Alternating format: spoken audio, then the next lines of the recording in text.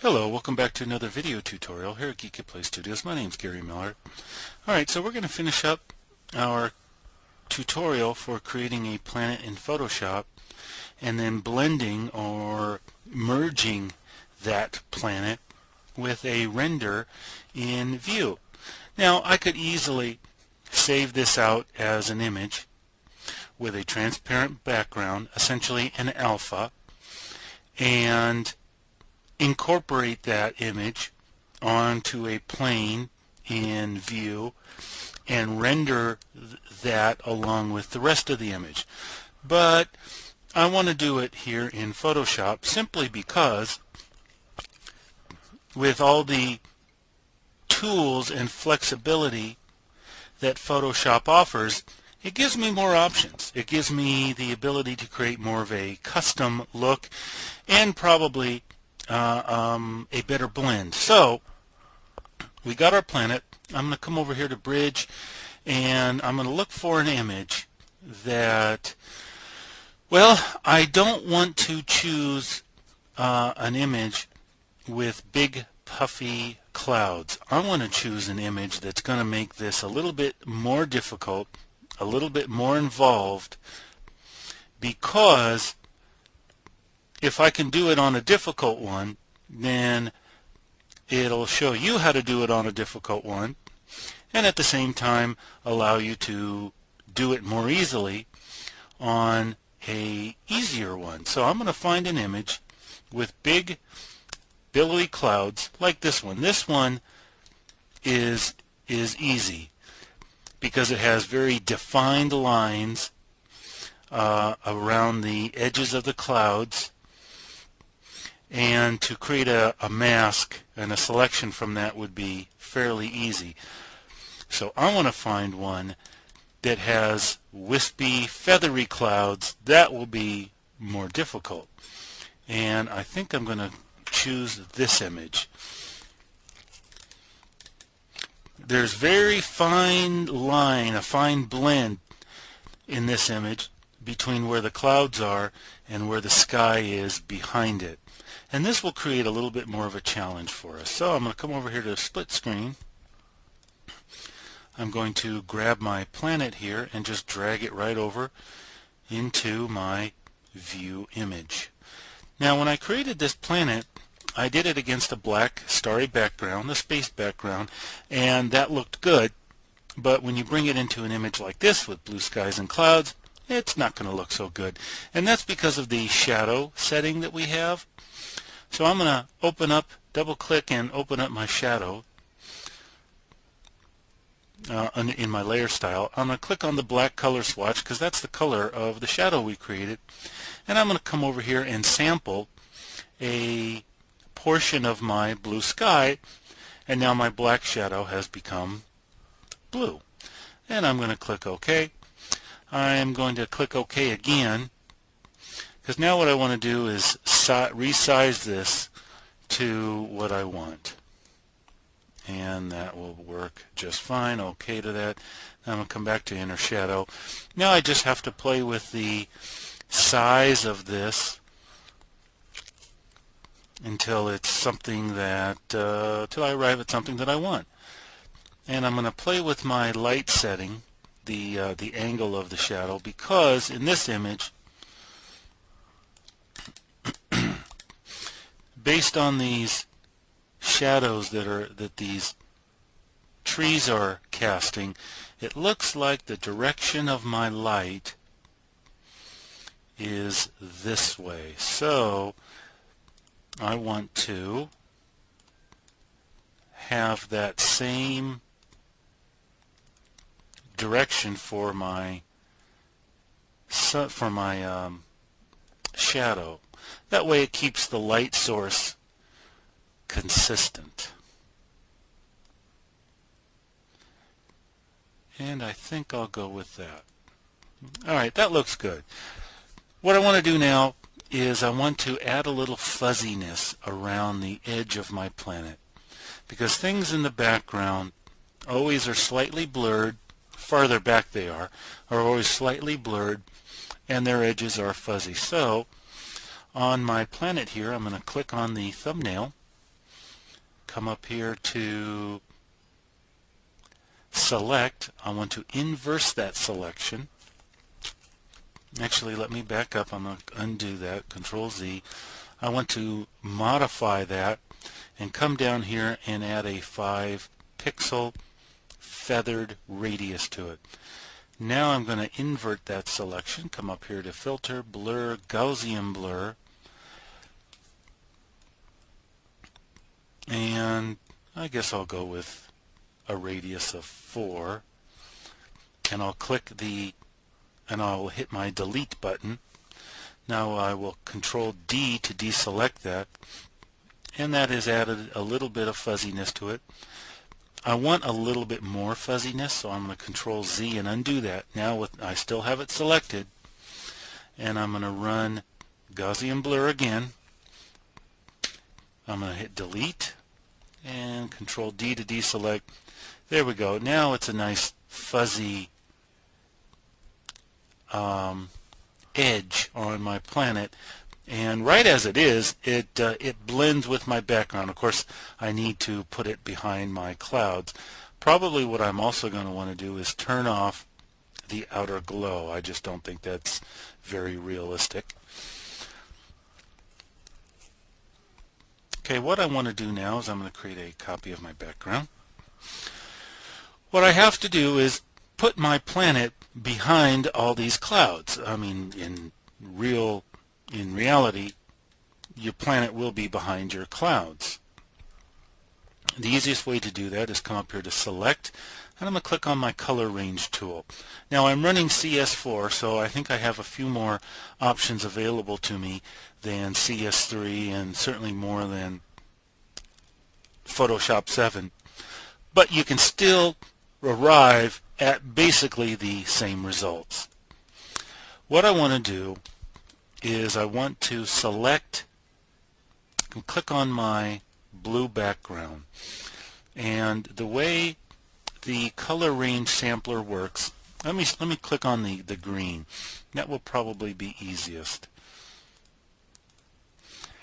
I'm going to click on my green area, and if you look over here, the areas that are white are the areas that I am selecting. So I'm going to click on my eyedropper tool here with the plus, and now wherever else I click, I can add all these colors and these color ranges to the area that I am sampling. Notice that the sky up here has not been selected. I got a little dot right here, a little dot right there, but that's not a big deal. So this is the area that I am sampling, and it shows here that this is the area that is selected. And in CS4 I have various options to preview what my selection is, and I kind of like the quick mask mode. So I'm clicking on all these green areas and this area down here, and again the sky and the clouds are unaffected. So that's how the color range tool works. Well, what I want to do is I want to sample the sky because I want to put the clouds on their own layer. Create a layer just of clouds. So in my color range tool, let me click up here on my sky, and the blue portion here is what it is the part that I am selecting. Everything else that is in red here is not selected. Over here in the tool, the areas that are selected are white. So I'm going to click and choose more sky, and notice that the clouds are not selected up here. It's red. And what I can do is I can adjust my fuzziness slider, and it will unselect or reselect or increase the selection of my sky. Well, something I've got here in CS4 is this localized color clusters. I want to try to incorporate these little areas here, these slightly gray blue areas, and if I click on localize color clusters, I can more easily select those areas and get a cleaner selection.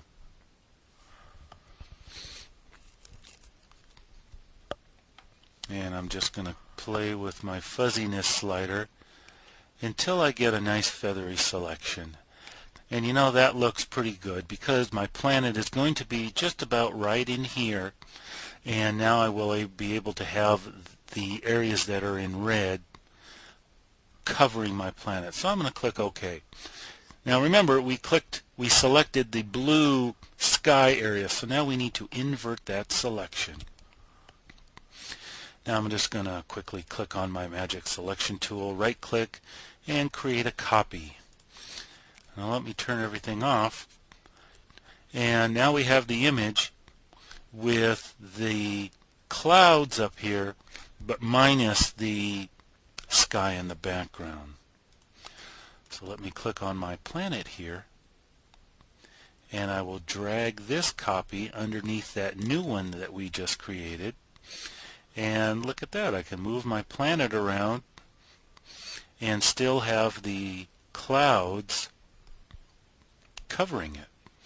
If I want, I can click on this layer that we created, use my paintbrush tool, make sure it's set to a soft brush, bring my opacity down, and I can erase areas here so that more of my planet comes through.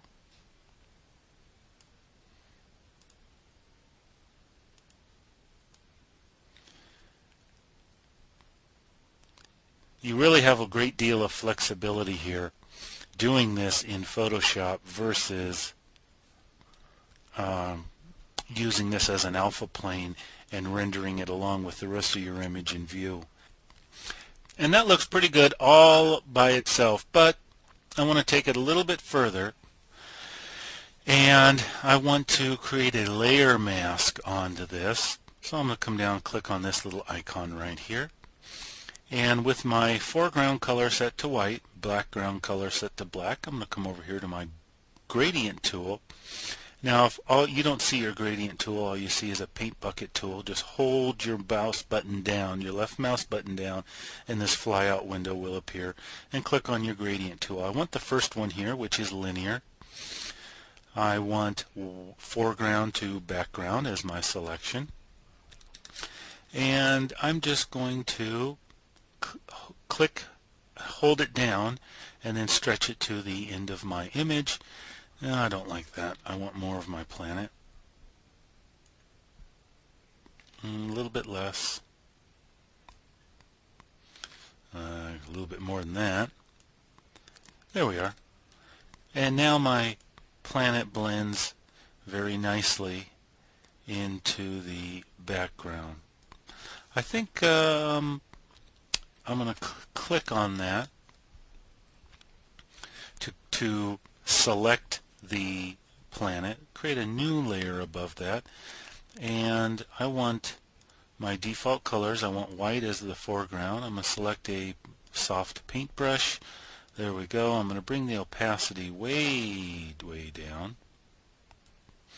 and let's just see what happens if we paint a little white onto that,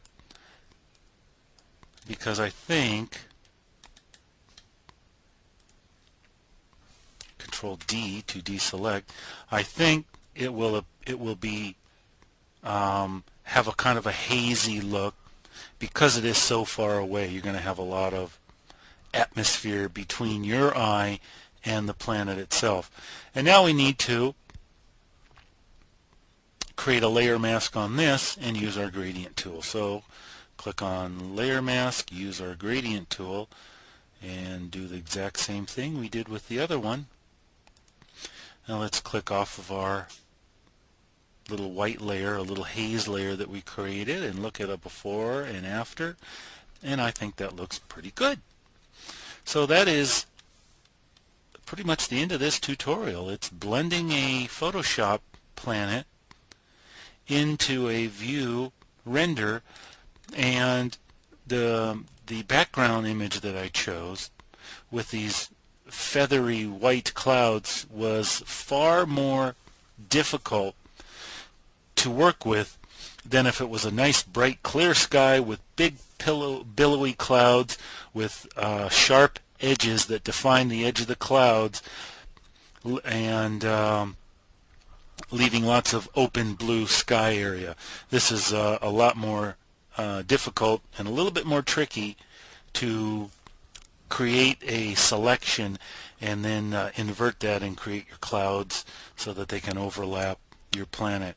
So I think I have done a very good job incorporating the planet right here into a view render, all done very easily and painlessly in Photoshop. So that's the end of this tutorial. Thanks for watching. I hope this helps you, and as always, have a good day.